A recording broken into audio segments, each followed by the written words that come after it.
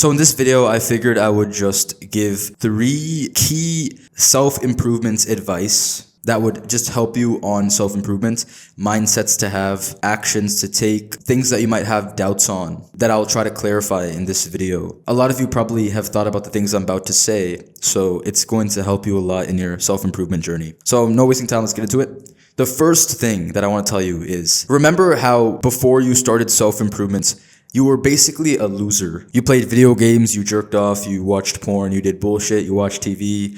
You wasted a lot of time when you were younger. That's probably how you think of yourself right now. That's probably how you view your younger self right now when you're older. Even though it makes sense that you see yourself this way, you see your old self as a complete degenerate who just did bullshit, it actually doesn't benefit you so much to beat up your past self. This is something that a lot of people on self-improvement will do. Even I've done it before. You have that mindset where in the past you were like such a fucking loser and your life was so shit and you're just, it's a big negative thought to have. And even though it could be true on some parts, on some level, it's probably true that you were a loser because you were gooning and doing bullshit all day and not doing anything productive for your future life.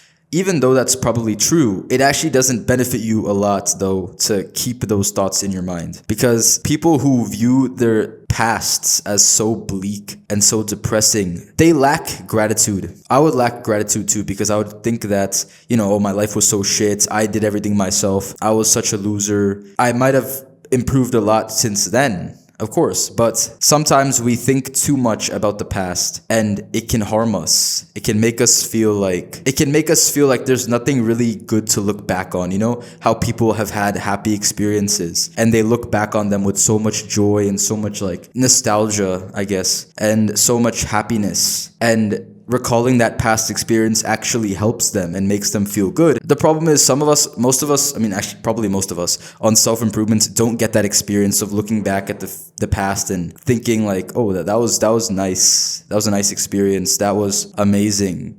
And it makes you feel happy that you did that. Instead, a lot of us have a lot of resentment towards our past selves, and we see that there's nothing really valuable to look back on and be grateful for. So here's the tip.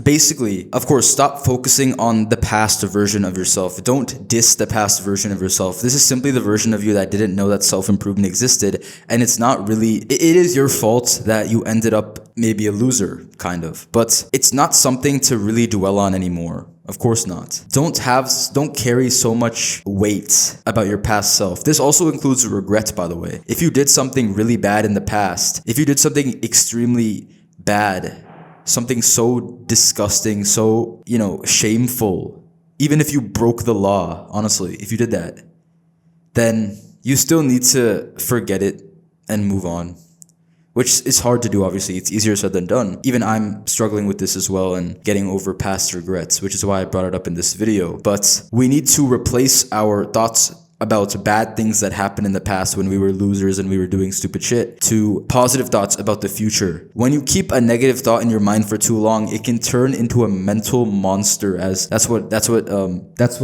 this book. David J. Schwartz, Dr. Schwartz, in the book The Magic of Thinking Big, he says it himself that, let me find that page. Yeah, here's the part in the book. So his psychologist friend was talking about one of his patients that was in, I guess, the hospital or something. And he said that this patient was in her late 30s and had 2 children. In lay terminology, she suffered from severe depression. She looked back on every incident of her life as being an unhappy experience. Her school days, her marriage, the bearing of her children, the places she had lived, all were thought of negatively. She volunteered that she couldn't remember even having been... She volunteered that she couldn't remember ever having been truly happy. And since what one remembers from the past colors what one sees in the present, she saw nothing but pessimism and darkness. So in this situation, the woman technically was thinking about the past so bleakly that, as they said in the book, what you see in the past colors what you see in the present. So if you thought of the past as so dark and so pessimist, you have a pessimist view towards the past, like it's actually sucked. I had such a bad childhood. My childhood was ruined. I did this thing, I did that thing. I feel so bad about it. I feel so much shame. Those things can take up your mind and leave you there for years. It could stay there for years. I still have regrets from 2 years ago that I still think about today because it was so bad. And a lot of you probably have the same thing. And I remembered something from here that was important. The places she had lived were also thought of negatively. So if you did degenerate things in your house, you probably associate your house with so much trauma, so much darkness, so much sadness and dark energy. You probably associate your house with that if you did so many of those old gooner, kind of disgusting, stupid shit in your house, in your bedroom, in the fucking bathroom, I don't know, wherever you gooned. And I actually brought this up in a different video talking about CDZs, or certified degenerate zones, and I told you to leave them and don't spend as much time in a certified degenerate zone, which would usually include your house or your bedroom. But the problem is that advice still stands, where when you're trying to make the transition to being a better man and doing better habits, then you should absolutely change your environment up. Changing your environment's a great thing. But the problem is, it doesn't help that when you go back home anyway, like to visit your parents or something, you have to sleep in that same bed of yours and feel bad. So this is something that you also have to change, your perception of the place that you have been in, the stuff you've done there. Don't let it, cloud your mind up that you have done so many bad things in this room before and you might do it again if you go back in. Don't have so much fear about it. It requires a change in identity, how you think of yourself, how you visualize yourself. You can visualize yourself as either like a fucking gooner when you're back in your old bedroom where you used to goon to anime, or you can think of yourself as a changed man. You're like, what's that? I don't know. I'm just going to sleep in the bed. You can absolutely change how you view yourself. You need to change how you view yourself, and that requires increasing your ego. Definitely one thing. Viewing yourself as higher up in the hierarchy of men than you currently do, especially when you're in a space that you used to do degenerate things in and you're feeling bad about your past self and what you used to do in that space. So that's what I've been also trying to do. When I go back to my old bedroom, I don't think about all the stuff that I used to goon there and stuff. I think about the more positive experiences I've had in that bedroom, which was like stuff like, I would play video games with my friends, right? Of course. All of us would play video games probably when we were little kids. And we think about that as a bad thing, as a stupid thing. Oh, we were like so fucking degenerate and stuff. I don't think it actually benefits you to think like that so much. I think it's better to just say that's in the past, but it was fun. It was fun. I had fun playing with my friends in that room. I had great memories of that, and that's okay. But I don't play video games anymore because I'm not a little bitch and I'm a man now. But back then it was nice. We had fun. It's just lighthearted fun. But don't think about it as like, oh, I was such a fucking loser back then and I'm back here again. And it kind of associates the place with the type of person you were, and you don't want to do that to yourself, because every time you go back there, you're going to be thinking like traumatic shit. It's like kind of like a PTSD occurrence. Visualizing your 8-year-old self gooning in your fucking bedroom for all night and you don't even get any sleep that night. Don't visualize that. Visualize the person you are now. You are a man. You are a young man on self-improvement, and you've improved so much. Think about that progress you've made. Think about all the things that, even if you've been through a bunch of shit, think about how you are now and like, holy shit, I'm a new man now. It's amazing. That's how you should always have your mindset. Always look towards the future and the present, but never look back into the past and all the negative experiences in the past. There's actually no point in thinking in letting that take up your mental space. All the shit things that have happened in the past, just fuck it all. Only think about the positive experiences. Only remember the positive experiences in the past and just completely forget. I'm giving you full permission to just get rid of all the regret that you are holding from past experiences. I'm not any fucking therapist or anything, but I'm just telling you that would be very helpful, and that helped me a lot as well. Just forgetting about all the bullshit that happened in the past and focusing on the good stuff that happened in the past and the good stuff that's going to happen in the future. So let's do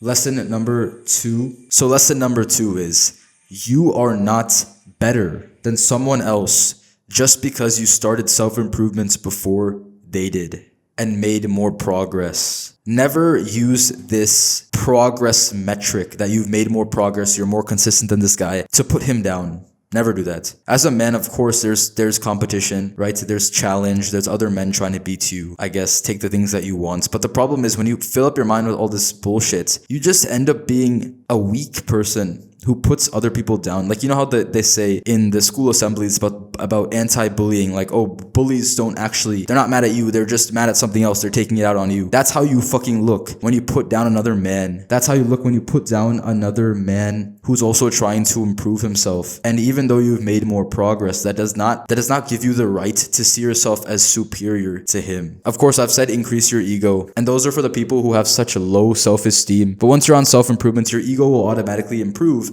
And at that point, you have to think about how you are treating other men. Are you being the person, their guru, the person who they can come to for advice and help and real support and, support, like you hyping them up and you're helping them get better? Or do they know if they talk to you, you'll just make fun of them? Because there's people out in the world like this. There's so many people out in the world that they feel like they have one thing over you. So they'll just ridicule you about that over and over again instead of ever helping you. So those people you want to avoid, and you don't want to be that person yourself, more importantly. There's an example of this in King, Warrior, Magician, Lover by Robert Moore and Douglas Gillette. And this is basically an example of the tyrant king. So the king is one of the characters of one of the parts of a man as described in this book. And if you become too much into the king, too extreme in the king type, you become a tyrant. A tyrant, you already know what that is, probably like some fucking authoritarian leader who just tells everyone what to do and expects everyone to do everything for him, and very entitled, right? And that's what he kind of describes here. He says that it's most notably seen in the so-called narcissistic personality disorder. Of course, like, I don't really care about the disorders and stuff, but this is kind of related to feeling that you're so superior to everyone and you're very self-centered. People such as the drug lords, the pimps, the mafia bosses are all examples. They exist to further their own status and what they think is their own well-being at the expense of others. The job interviewer, who spends the whole interview talking about himself and his achievements, his power, his salary, and the virtues of his company, and he never asks you about yourself. And people who don't have any devotion or real loyalty to the company they're working for, they just care about themselves. The people who have hunger for the whole adore me, worship me, see how important I am, that we feel from so many of our superiors and friends. And then he says here, this explains their angry outbursts and their attacks on those they see as weak, that is, those upon whom they project their own inner weakling. So basically, the weakling is the opposite end of the king spectrum. So if you feel like you're a bitch, probably on the weakling side of things. And if you shame another man, if you make fun of another man, if you discourage another man from improving himself, and you make, like, you just are a fucking jerk to that man. Instead of trying to help him, you just put him down and you say like, oh, I'm better than you in some way. Then you are showing your own inner weakling. You are insecure. You feel like someone won't notice you or someone might overtake you, so you have to keep that superiority up. And this is something I wanted to bring up as well, because in one of my old videos, I actually said something that I shouldn't have said, and it was in my It's Good to Be a Man video. I didn't remove the video or anything because I still like the message in that video, and the message is very valuable. But I did make a mistake. I basically just said one of my fellow students in the university was doing TikTok dances with girls, and I was honestly making fun of him in the video in the beginning, or I was kind of calling him out instead of being a bit more helpful sounding, like trying to give like good advice. Instead I was kind of saying it in a very like, I'm better than you way, or what's wrong with you, why are you doing that, like that type of way. And that came off badly, so I wanted to apologize for that, because I hope that at least you didn't lose some respect for me from that video, because I understand if you did. But I just wanted to address it here, and I've understood my mistake there. And then at the same time, you are not worse than someone else for making less progress than them, making slower progress, or having started later. Do not think of someone as better than you just because they made more progress than you in life. It's simply a time thing. It's a timing thing, but you should never feel like someone is above you. Like, the people who think like this need to increase their own egos, see themselves as important too, so that they can eventually see themselves and everyone else as important people, which is the best case scenario here. But you cannot think of other people as higher than you in the hierarchy of men just because they've made more progress or have been on self-improvement longer than you, because you're still making your way there. You could still technically overpass that person. Don't have such a low view of yourself like, oh, that guy's jacked, he's so much better than me. I can't ever get to that. The big thing here is don't try to wish that you could be like them. Never do that. Don't wish that you could be like this person. You can absolutely become like that person if you just wait more time and keep putting action in every day to become closer to that. There's an example, another one in The Magic of Thinking Big, where he mentions this. He says, a young fiction writer talked with me recently about her writing ambitions. The name of one of the top writers in her field came up. Oh, she said, Mr. X is a wonderful writer, but of course I can't nearly be as successful as he is. Her attitude disappointed me very much because I know what the writer mentioned. I know the writer mentioned. He is not super intelligent, nor super perceptive, nor super anything else except super confident. He believes he is among the best, and so he acts and performs the best. It is well to respect the leader, learn from him, observe him, study him, but don't worship him. Believe you can surpass, believe you can go beyond. Those who harbor the second best attitude are invariably second best doers. So basically, the same way that this woman is saying that author is so good, I can't be as good as he is. That's the mindset you have to avoid. Do not think of yourself as below someone just because they have made more progress than you, because they don't really have anything above you except for maybe time and action. If you do as much action as them, you should get the same results. There's no such thing as this guy has more potential than me. If you actually think that everyone has different levels of potential, you are absolutely fucking wrong. Everyone on earth has the same potential. No one's gonna tell you exactly like how I said it, because the way I say it sounds extreme, but everyone on earth has the exact same potential. It's all a matter of action and time, which are two things that you can control, because as long as you take action, the time's gonna pass by, and as if you keep putting it in, you're gonna get to that level of success in life. You don't think that some motherfucker is just destined to be like that and you're destined to be some fucking loser. Don't be a little bitch. Have some confidence in yourself that you can get to that famous guy's level or even surpass him. The third lesson is very simple. It's to learn how to enjoy being alone. Solitude is extremely important in self-improvement, but I know it's kind of annoying because in self-improvement, there's often that chapter in life where you're kind of lonely and you feel like you don't have that many friends because no one around you is really on self-improvement and you're doing a lot of the stuff by yourself. That's kind of how I am right now, right? So most of my friends aren't super serious about self-improvement, or they haven't shown so much interest as I do. So the problem is I don't really have that many friends to hang out with, but that's how I learned how to enjoy my solitude. And that actually benefited me a lot because it allowed me to cancel out all the distractions in my life and spend more time reflecting on myself and getting closer and closer to my goals and my deepest purpose. So when people are alone, they often start moping around. Think about yourself. When you are lonely, you probably start moping around and you start crying and you're like, oh, I'm so lonely. I don't have any friends. I don't have anything. Which is honestly what I did when I didn't have friends. I was very sad. I was just fucking whining and moping around because I was like, I want friends. I feel bad.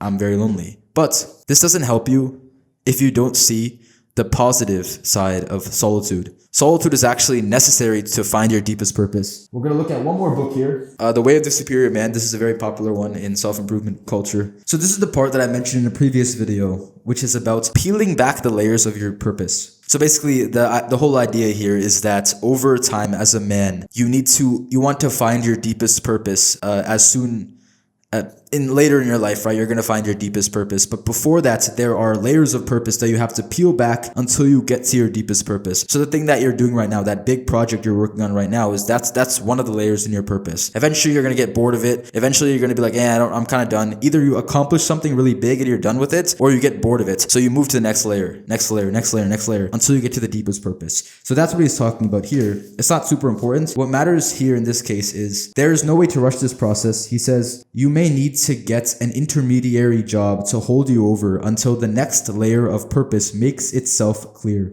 Or perhaps you have enough money to simply wait. But in any case, it is important to open yourself to a vision of what is next. He's talking about when you finish a layer of purpose and you're trying to figure out what the next layer is. He says you stay open to a vision of your deeper purpose by not filling your time with distractions. Don't watch TV or play computer games. Don't go out drinking beer with your friends every night or start dating a bunch of women. Simply wait. You may wish to go on a retreat in a remote area and be by yourself.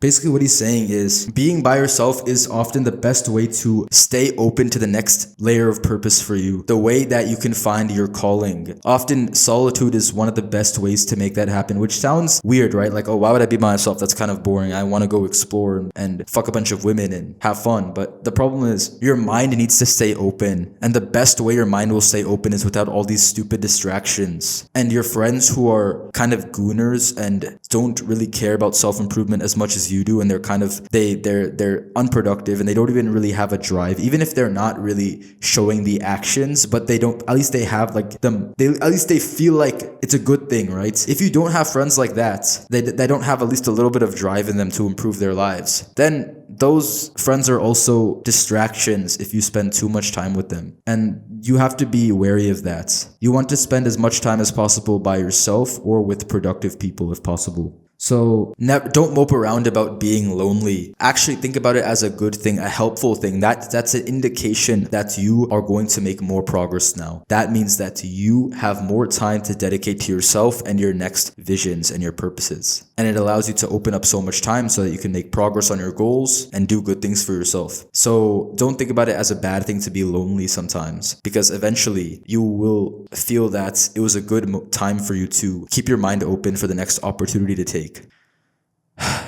This video won't change your life. You will.